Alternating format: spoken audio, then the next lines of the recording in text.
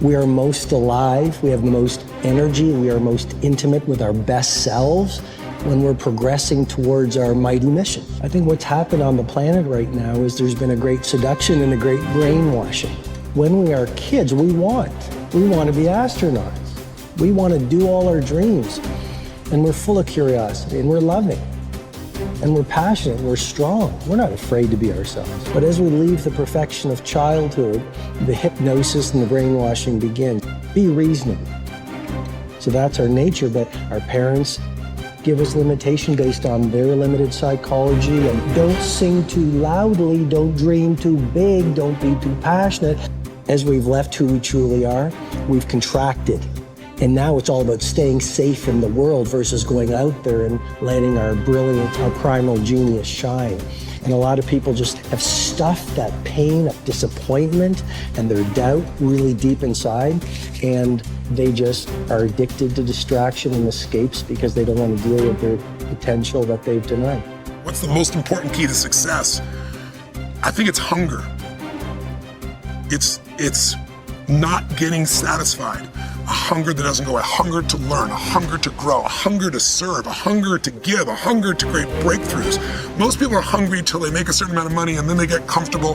And there's nothing wrong with that, but it's not about the money. It's not about the business. It's about your growth. Because every one of us either grows or dies. People ask me all the time, what does it take to be happy? I say one word, progress. Progress equals happiness, because achieving a goal feels good for how long? A week, a month, 3 months, and then there needs to be something else. And the reason for something else is because you gotta grow. I want to find more. All I can. And in that sack of you have to dive in that to find more. Because if you're not willing to go in there and face yourself, I can find anything.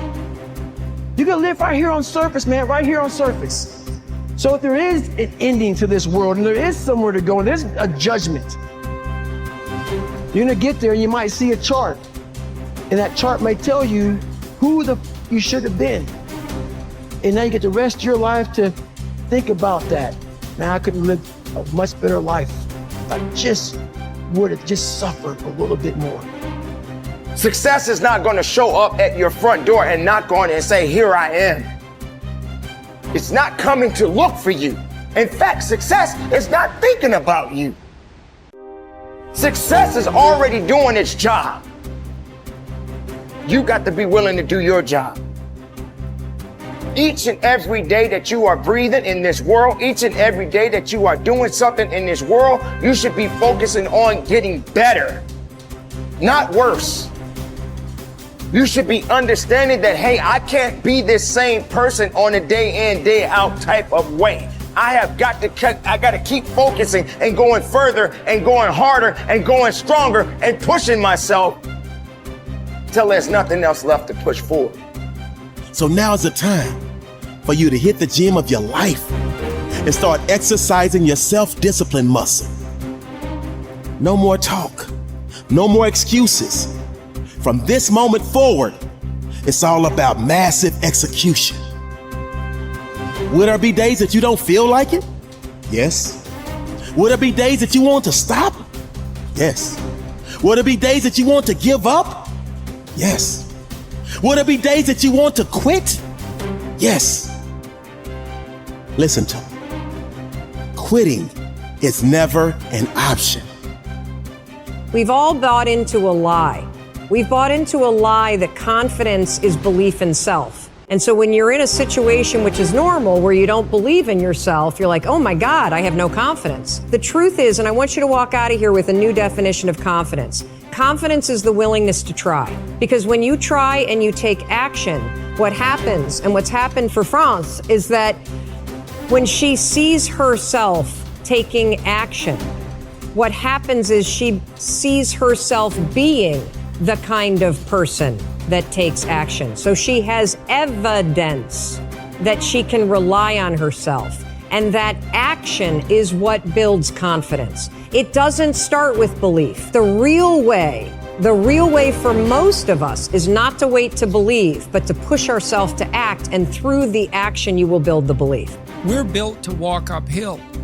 And when you reach the pinnacle of the hill, you want to stop and appreciate the vision, but the next thing you want is a higher hill in the distance, because it's the uphill climb that it's from the uphill climb that we derive our value, and I mean this technically. So almost all the positive emotion we feel, especially the emotion that fills us with enthusiasm, and that's to be filled with the Spirit of God, by the way, because that's what enthusiasm means. That's experienced in relationship to a goal. And so in some sense, and this is part of the religious enterprise, you want a goal that you can never attain, right? So you can always move closer to the goal that recedes as you move towards it. You think, well, that's frustrating. It's like Sisyphus pushing the rock uphill. But it's not, because as you pursue that goal, you put yourself together and your life does get better and richer and more abundant. And that's why the highest levels of virtue and goal are in some sense transcendent. You want them to be above everything you're doing so you can continually move towards something that's more sublime and better.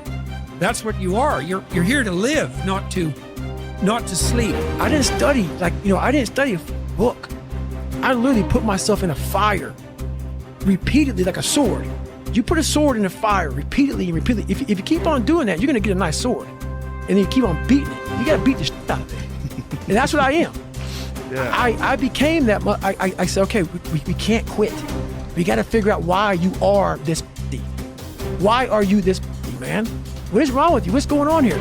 So I kept on putting the sword back in the daggone fire, and I just beat it harder. And I beat it harder. Before I knew it, I started realizing, all right, man, the brain is starting to get hard. The brain is starting to get hard.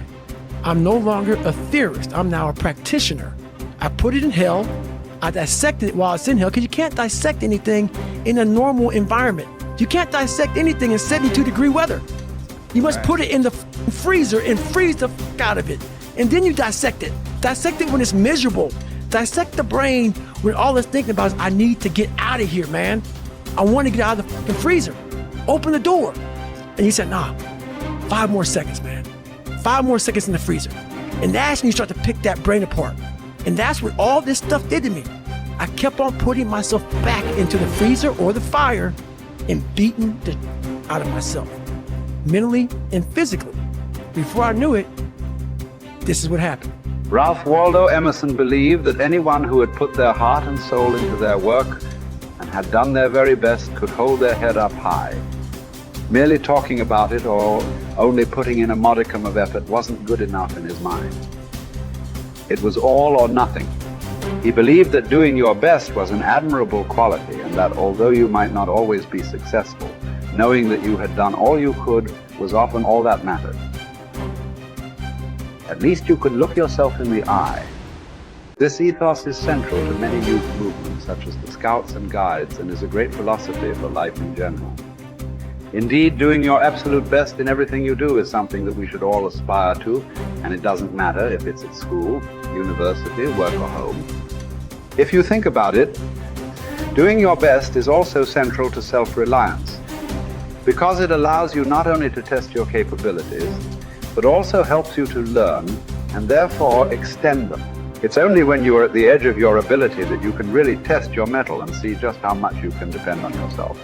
Only ever working inside your comfort zone or doing just enough to get by may be easy, but is rarely rewarding. And it never allows you to develop into a fully rounded person or realize your full potential. The following quote from Theodore Roosevelt sums up the essence of Emerson's point. It is not the critic who counts, nor the man who points out how the strong man stumbled, or where the doer of deeds could have done better. The credit belongs to the man who is actually in the arena, whose face is marred by dust and sweat and blood, who strives valiantly, who errs and comes up short again and again, who knows the great enthusiasms, the great devotions, and spends himself in a worthy cause, who at the best knows in the end triumph of high achievement, and who, at worst, if he fails while daring greatly, so that his place shall never be with those cold and timid souls, who know neither defeat or victory. When you are working on your next task, give it your full concentration and really put the effort in to produce the best possible end result. Even if it doesn't lead to glittering success, you should be proud of yourself for doing your very best. No man fails who does his best.